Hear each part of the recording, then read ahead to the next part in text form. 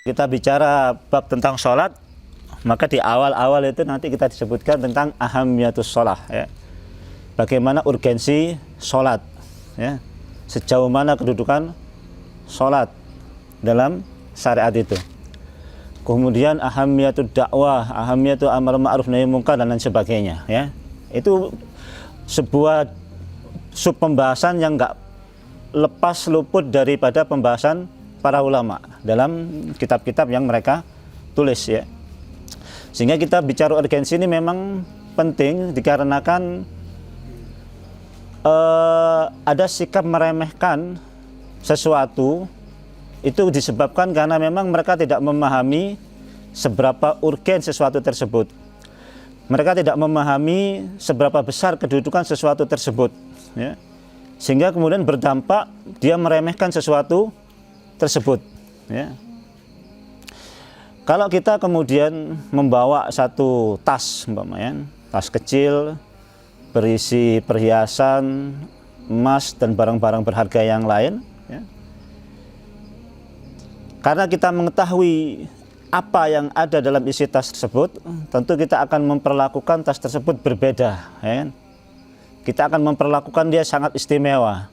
Berhati-hati betul kita membawa tas tersebut, berhati-hati kita betul dalam naruh tas tersebut, ya kan? Tidak sembarangan, tidak meremehkan apa yang kita bawa, ya.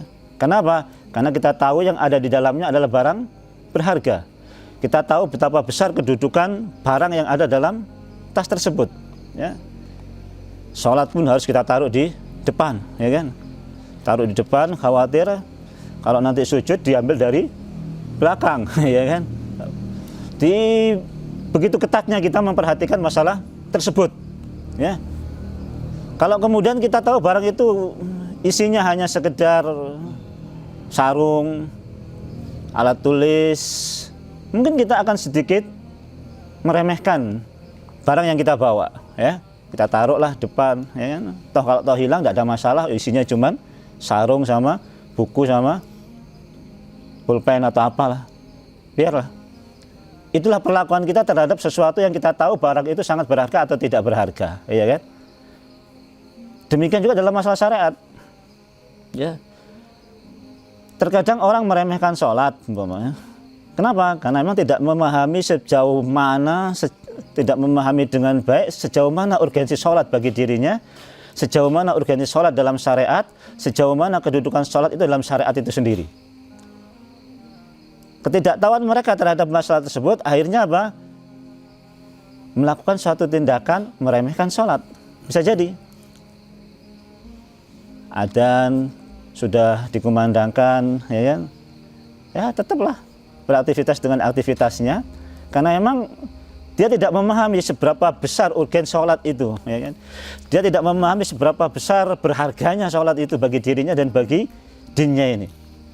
Sehingga kemudian dia terlantarkan begitu saja, ya, diabaikan begitu saja masalah sholat itu, ya. Padahal kalau kemudian dikaji, ya, bagaimana sikap para ulama, ya, bagaimana Abu Bakar As-Siddiq, ya, ketika sholat itu tidak habis-habisnya beliau bernangis sampai jatuh pingsan dan sebagainya, karena memang memahami urgensi sholat itu adalah silatun bainallahi wa baina rabbih, ya kan? Beliau memahami bahwasanya sholat itu perantara langsung antara dirinya dengan Allah Subhanahu wa Ta'ala. Perantara langsung sudah. Nggak ada protokoler apapun, nggak ada hijab apapun antara dirinya dengan Allah Subhanahu wa Ta'ala. Itu waktu berhadapan langsung dengan Allah Subhanahu wa Ta'ala. Maka begitu beliau mengetahui urgensi sholat demikian, beliau habiskan untuk kemudian munajat kepada Allah Subhanahu wa Ta'ala. Beliau habiskan waktunya untuk kemudian mengagungkan Allah Subhanahu wa Ta'ala, ya, sehingga kemudian beliau banyak menangis dalam sholatnya.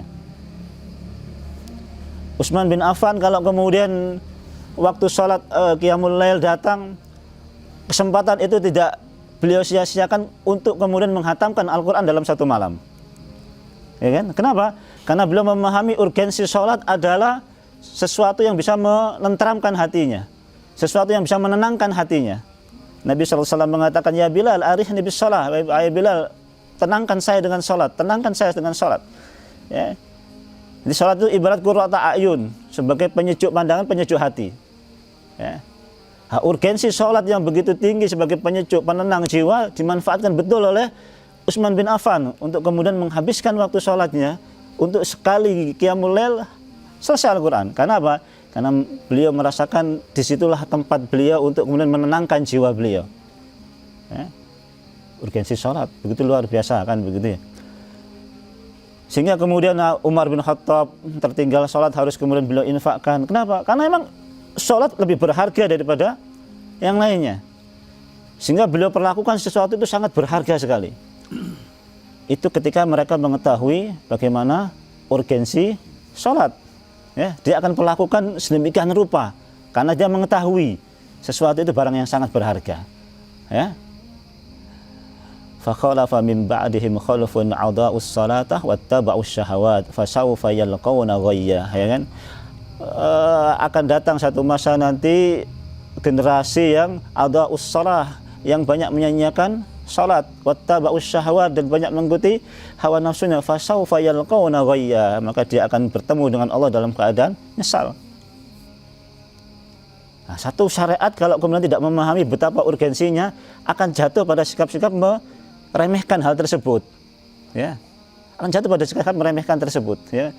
Begitu juga thalabul ilmi, ya kan, ketika tidak memahami seberapa urgen thalabul ilmi bagi seorang muslim, bagi seorang pejuang, bagi seorang aktivis, bagi seorang pribadi muslim, akan jatuh pada sikap meremehkan thalabul ilmi. Banyak hal-hal begitulah yang kemudian banyak menyebabkan orang meremehkan sesuatu karena memang tidak memahami sesuatu tersebut sesuatu yang sangat berharga bagi dirinya, bagi perjuangannya, bagi kehidupan dia di dunia maupun di akhirat.